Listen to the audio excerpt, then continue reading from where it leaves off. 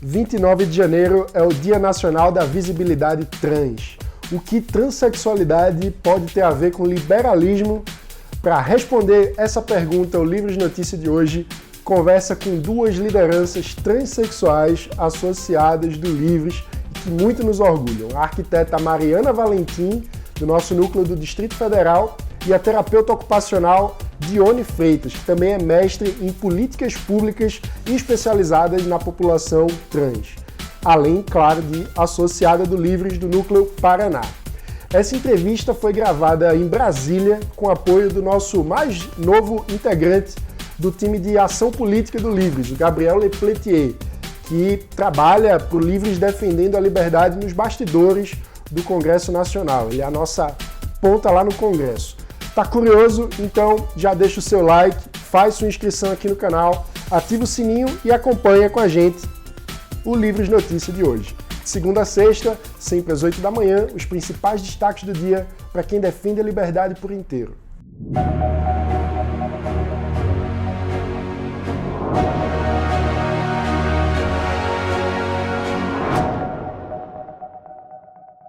Então, a primeira pergunta que eu queria fazer para vocês é vocês exporem pra gente qual é a diferença, orientação sexual, identidade de gênero, e aí eu queria aproveitar a Dione para falar também sobre intersexualidade. O que é a transexualidade, o que é a identidade de gênero e o que é a intersexualidade? Então, assim, de forma básica e simples, né, para não ficar se alongando, são questões que englobam a sexualidade humana, né? E fazem parte da complexidade do ser humano. São coisas diferentes, mas que fazem parte dessa complexidade. Quando a gente fala de orientação sexual, a gente está falando de afetividade, de desejo sexual, de atração sexual. É do que eu gosto, do que eu amo, do que eu sinto atração, né? A gente fala desse quesito. Daí entra a homossexualidade, bissexualidade, assexualidade, heterossexualidade, pansexualidade. Né? Independente de qual que é o seu sexo biológico, qual que é a sua identidade de gênero, tá? Quando a gente desce, ou sobe, melhor sobe, né, pra questão neurológica, cerebral, de psíquica, a gente tá falando de identidade de gênero, a gente tá falando de autoidentificação, né, de autopercepção, de sexo psíquico, né, como o seu cérebro se identifica dentro desse corpo, né?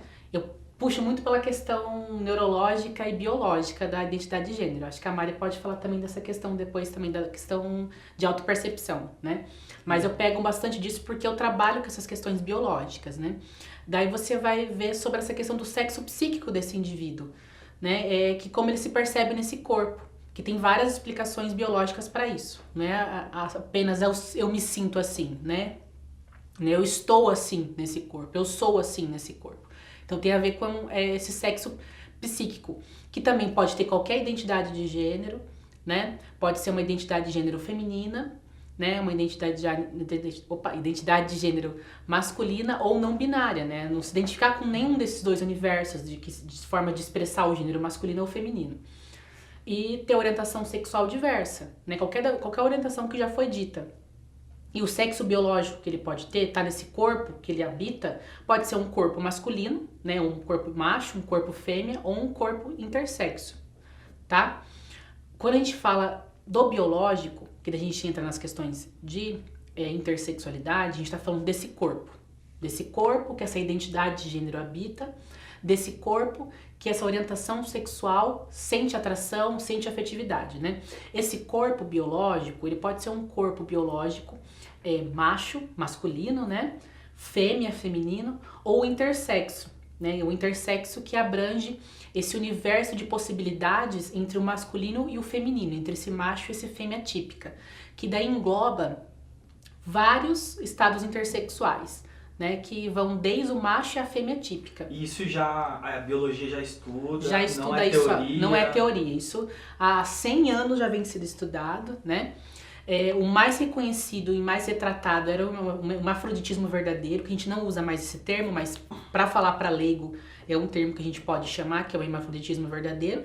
Mas fora isso, a gente tem vários outros estados intersexuais, né, que englobam questões cromossômicas, né, desde de pessoas que são XXY, né, XXX, X0, né, mosaicismo de duas características cromossômicas, e aí vai. São mais de 40 estados. Também estados que englobam a pessoa ter testículo num corpo que tem vagina, ovário num corpo e útero que tem pênis. Então, assim, são muitos casos de estados intersexuais.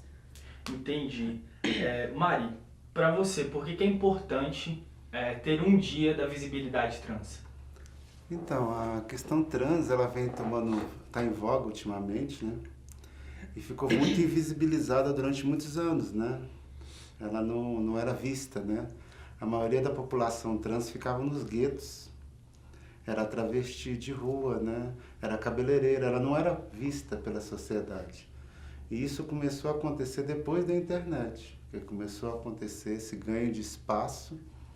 E o tanto que o Dia da Visibilidade Trans começou em 2004. Foi a primeira data da visibilidade trans, quer dizer, uma coisa recente, a gente está falando de 15 anos.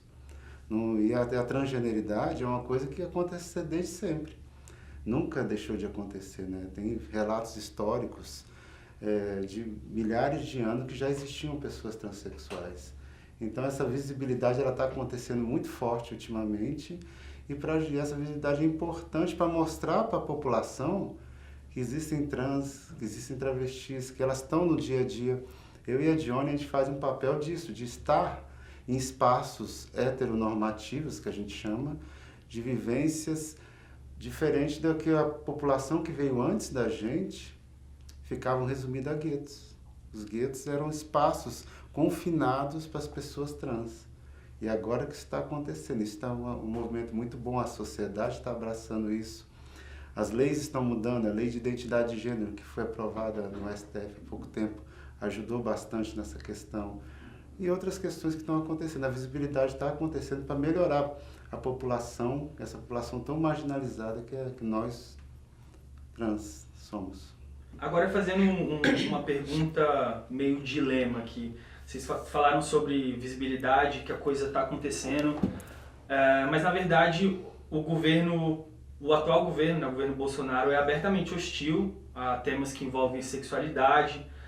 A ministra Damares começou com aquela história do menino veste azul e menina veste rosa. Tem aquela falsa premissa também da cartilha gay, se aquilo iria alienar crianças na escola, enfim. Existe essa narrativa. E aí eu queria que vocês contassem um pouco da história de vocês.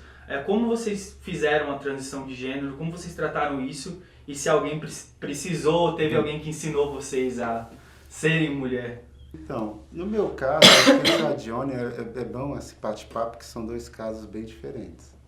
A raiz é a mesma, né, da história, mas eu me enxergo trans desde que me entenda por gente. Então, essa questão de rosa menino, azul menino, eu acho para mim uma grande bobagem.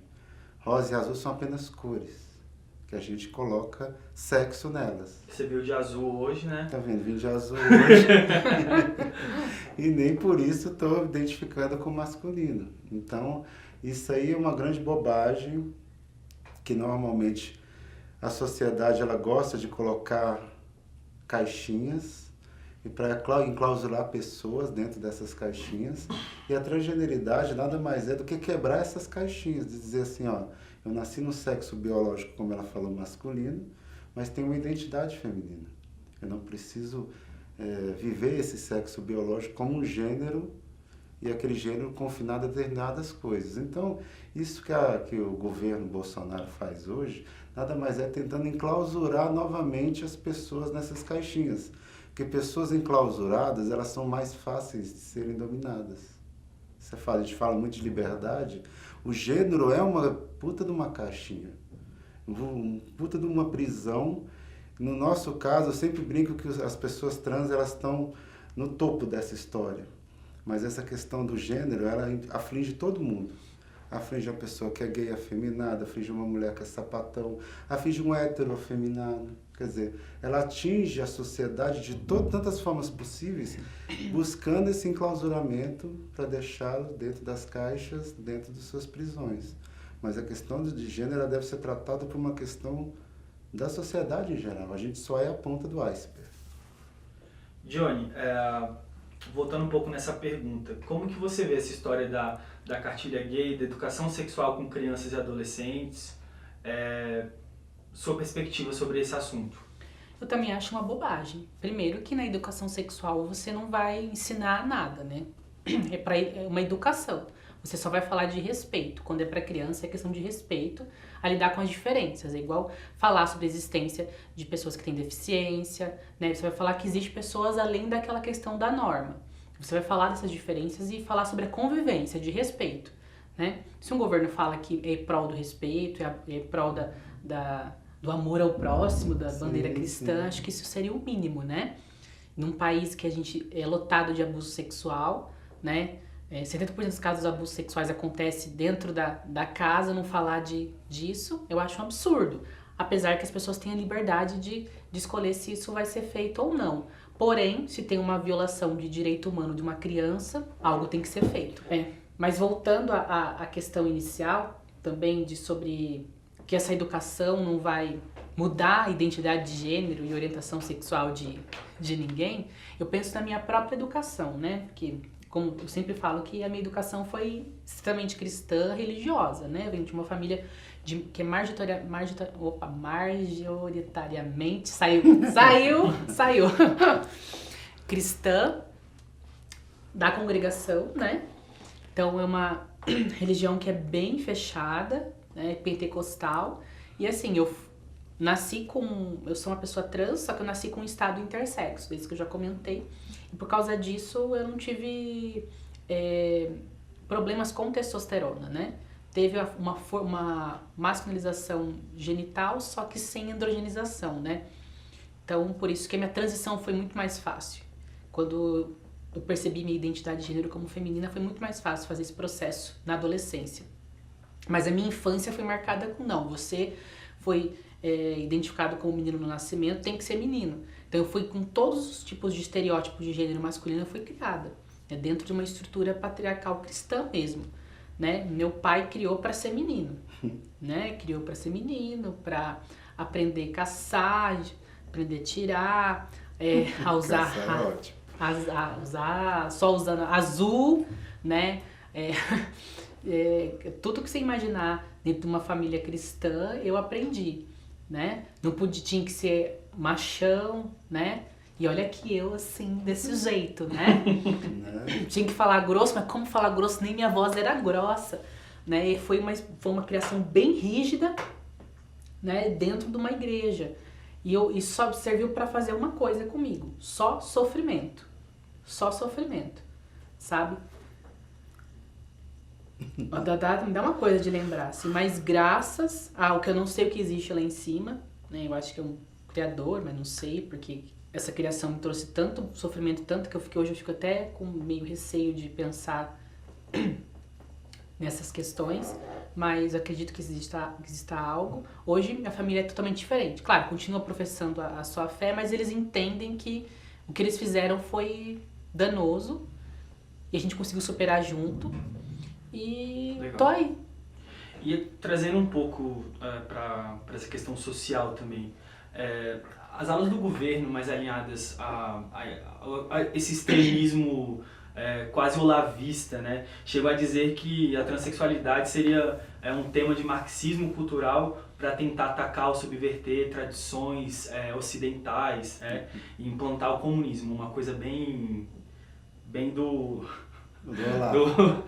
Olavo, né? Eu queria que vocês comentassem, então, essa ideia e explicassem pra gente, assim, qual é a relação entre transexualidade e liberalismo? Por que hoje os liberais devem se preocupar com esse tema? A gente, inclusive, eu e a Tione, somos mulheres transliberais, né? Inclusive, é uma coisa não é muito comum no meio liberal. A maioria das pessoas trans estão na esquerda. Só que hoje em dia o Livre está batendo muito forte nessa questão das pautas individuais. E liberdade também significa liberdade de gênero. É uma liberdade básica, é a liberdade que você primeiro entra em contato. Quando a Dione falou que era pequena e que o pai dela obrigava ela a um comportamento masculino, ela estava sendo ceifada da sua liberdade mais básica, que é aquela do início da história de qualquer pessoa. Então o liberalismo, qual a principal bandeira do liberalismo? A liberdade. Então, se a liberdade ela comunga muito com essa questão trans, você está transgredindo as normas, buscando a sua liberdade. Então, se existe um movimento que deve abraçar a questão trans, é um movimento do liberalismo. A esquerda, ela tem, eu participei de movimentos de esquerda, ela quer o coletivismo das pessoas trans, mas não querem dar essa liberdade, elas querem colocá-la dentro das caixinhas dela, do jeito que elas quase que uma padronização. Querem né? padronizar, entendeu? Eu mesmo sou uma trans que sou lésbica. Já fui hostilizado em movimentos de esquerda que diziam que isso não existia. Entendeu? Então, ali o que não tem nada a ver com a identidade, a sua identidade não tem nada a ver com a minha sexualidade. Orientação sexual. Sim, certo? só que justamente por isso que o liberalismo defende a liberdade do indivíduo. O indivíduo ele vai se colocar perante o mundo da forma como ele entende. Então, o que quer dizer? Eu não consigo enxergar politicamente um outro local melhor para isso. Porque, igual eu falei para você, o principal pauta da transgeneridade é a liberdade. Ela foi ceifada, eu fui ceifada. A maioria das pessoas trans lidam com isso o tempo todo, as pessoas tentando deslegitimar a sua identidade de gênero. Você não pode ser assim, você não deve ser assim, você tem que ser daquele jeito. Qual outro movimento poderia abraçar tanto a questão trans quanto a... Johnny, trazendo agora a conversa um pouco mais para a prática, quais são os maiores problemas sociais enfrentados pela população trans? E aí, emendando na próxima pergunta, para ficar algo mais dinâmico, quais são as propostas, as principais propostas liberais para a gente combater esses problemas e o que está sendo trabalhado de política pública hoje no Brasil? Mas isso daí a gente tem que responder em partes, né? Vamos lá, assim, coisa. Os principais problemas enfrentados, é complicado falar qual é o principal problema, porque são tantos problemas enfrentados, né? Desde a violência, porque existe muita violência no Brasil em relação à população trans. Eu não me arrisco... a gente tem dados que o Brasil é um dos países que mais mata, né? População trans. Eu não me arrisco a dizer que o país que mais mata, porque os dados que a gente tem são de países ocidentais, né? Eu não me arrisco a entrar nesse dado. Mas aí tem as questões também de empregabilidade. Daí tem as questões de empregabilidade, que é muito alta, tanto que 90% da população trans, né, em torno, está na 90%? Mais de 90% da população trans não está no mercado formal. É um dado que a gente tem. É um dado. Geralmente está ligado à prostituição. Quando se fala de mulheres trans, né, de homens trans já estão mais em empregos informais. Né? Isso é um dado alarmante, né? Que é muito mais alto que na população em geral, né? Quando você vai para a empregabilidade, né? Na escola, a evasão escolar de população trans é muito alta, por causa do preconceito, né? Dentro do ambiente escolar. Então, isso leva ao quê? Leva à questão da empregabilidade. Então, é uma cascata de discriminação, né? E quando você vai no seio mais profundo, a expulsão familiar, né? Muitas trans são expulsas. Então, são vários fatores, desde o familiar, do núcleo familiar, que isso não, como se a gente não trabalha com educação, uma educação que conscientize que a questão trans não é uma questão de escolha, que mostre dados que as pessoas trans não escolheram ser assim, uma condição, que é uma condição, que é um dado, as famílias não sabem lidar com isso, expulsam de casa, né? A pessoa vai parar na rua, na mão de cafetina, né? Vai cair nas drogas e vai gerando vários suicídio muito alto. E daí você vê reportagens tendenciosas, conservadoras, relacionando a transição com o suicídio, sendo que a transição, tem vários estudos sérios, feitos por instituições sérias, que mostram que a qualidade de vida da população trans melhora com a transição, não necessariamente com a cirurgia genital, mas a transição melhora, que o suicídio é ligado ao quê? A discriminação social, a falta de oportunidade e principalmente a falta de acolhimento familiar. E você vê realmente que, será que estão interessados ou não em acolher as pessoas trans, ou estão preocupados com a população, ou estão querendo só reverter a existência da população trans, entende? Então são vários problemas sociais que envolvem tanto a existência da pessoa trans numa sociedade que não sabe acolher, quanto desonestidade intelectual de alguns religiosos e conservadores. Mas assim, A política pública para a população trans, ela teve uma evolução? teve, a gente não pode sim, falar sim. que não teve, né? A gente teve políticas públicas relacionadas a... muitas delas vieram por meio do STF, né? Que não foram leis, no caso, mas foram entendimentos da Constituição, tá? Só para entender que as pessoas acham que o STF está fazendo lei, não está fazendo lei, o STF ele olha para a Constituição, vê o que a Constituição diz e aplica isso para toda a população, e no caso a população trans estava sofrendo inconstitucionalidade em relação aos seus direitos, né? Que foi a questão do nome, que o nome exclui, o fato de você não ter um nome que... Sim, e aí volta novamente aquela questão que a gente conversou sobre a liberdade. Se eu, enquanto uma pessoa com 18 anos, quer dizer, capaz, como cidadão, eu não posso escolher o nome que eu quero ser chamado, então tem até essa liberdade de você poder fazer essa escolha. E eu acho que apesar do governo estar aí, um governo moralista, um governo retrógrado, eu acho que a sociedade anda... Eu sou da turma das otimistas. Eu sou da turma das otimistas. Ano passado teve a lei... Apesar dos pesares. Eu acho que é o contrário, que como esse governo se colocou tão moralista, tão retrógrado, houve um movimento de todo mundo dizer assim, não, a gente não pode permitir isso. Eu acho que está acontecendo até uma união do campo progressista contra esse governo. Então, eu acho legal. Esse ano mesmo, a Parada Gay de Brasília, do ano passado, foi a maior de todos os tempos. Entendeu? Ano passado, a gente aprovou a criminalização da LGBTfobia. A lei da identidade de gênero passou também ano passado. Quer dizer, isso tudo está acontecendo apesar dessa onda conservadora, moralista, entendeu? E as políticas públicas, ainda bem que o Estado... A interferência está sendo pequena, pelo menos a gente não enxerga uma grande interferência dessas políticas públicas que já vinham sendo feitas. Aqui o próprio governo mesmo, amanhã eu vou estar participando de uma homenagem ao dia, né, da visibilidade, que falando das pautas do governo do Distrito Federal de evolução na questão da política pública em relação às trans. Então está acontecendo. É claro que esse governo, se não tomar cuidado, ele pode haver retrocessos, entendeu? E vai acontecer, se depender deles, vai acontecer, mas eu acho que aqui a gente está para isso mesmo, para se posicionar, se colocar e ir contra qualquer tipo de retrocesso que eles queiram implantar. No âmbito escolar também teve avanços, né? Nome social, nome social, né? na escola, com autorização do pai, o aluno consegue usar o nome social na escola já. Sim. É um avanço, é uma portaria do MEC. A gente foi uma luta do movimento social com a sociedade civil conseguiu essa portaria. É um avanço, então tá tendo avanço. Todos esses avanços que a Mari citou são avanços, então são avanços. Só que a violência ainda tá muito alta, né? Mas isso se combate como? Eu acho que a principal pauta é essa questão da violência e a questão da empregabilidade.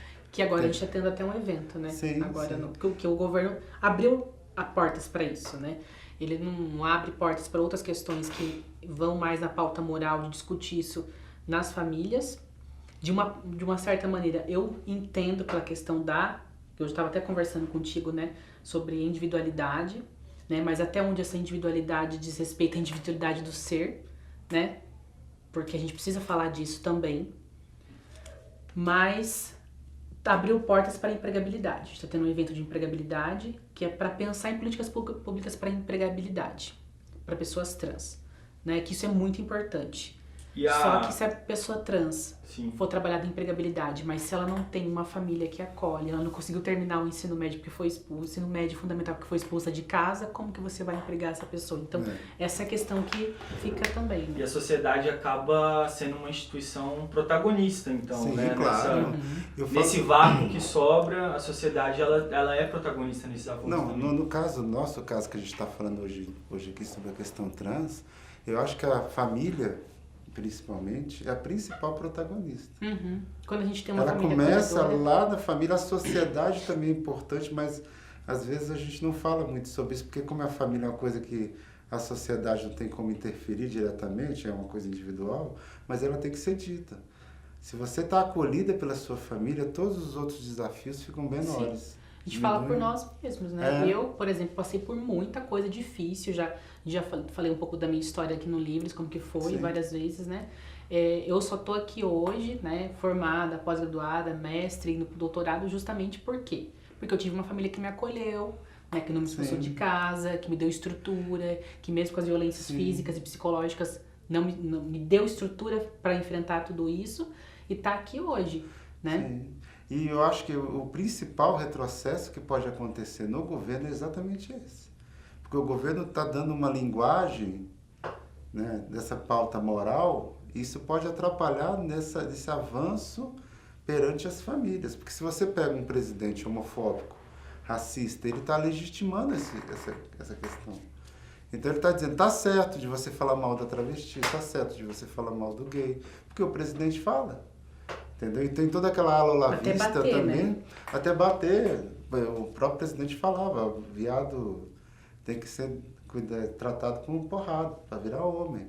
Quer dizer, eu acho que esse é o principal retrocesso que a gente tem que colocar, porque isso vai no âmbito da familiar, de uma forma, essa linguagem que ele coloca, é uma linguagem muito assustadora e que sim, a família pode dizer, o presidente fala, por que eu não posso bater no meu filho? Até ele virar identidade de gênero, virar mulher, né? Virar homem, né? Porque sexual, hoje em dia tem a questão dos até homens... o sexo biológico Sim, mudar. sim, entendeu? Caso A questão de intersexo. homens trans, que é uma coisa que vem muito nos últimos tempos, né? Que antigamente a gente era mais protagonista, os homens trans estavam meio, né?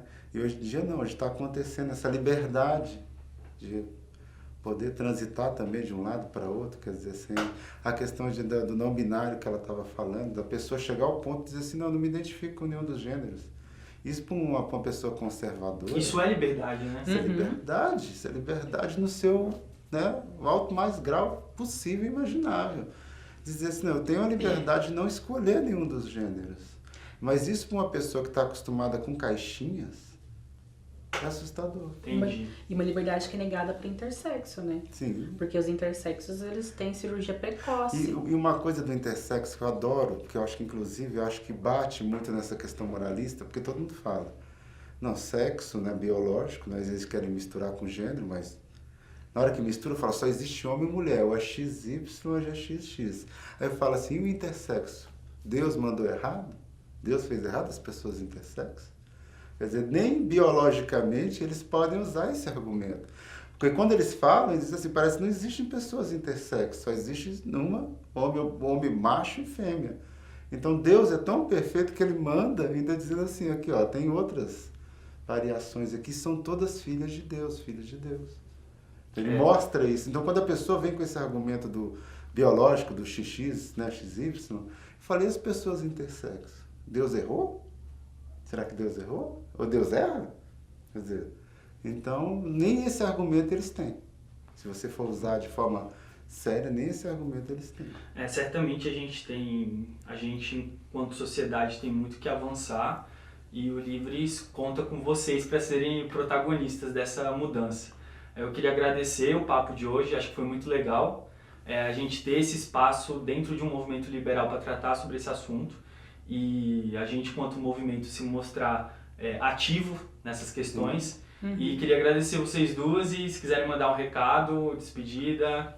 Assim, já vou aproveitar, né, para divulgar as minhas redes sociais. Da Xuxa, né? Todo mundo.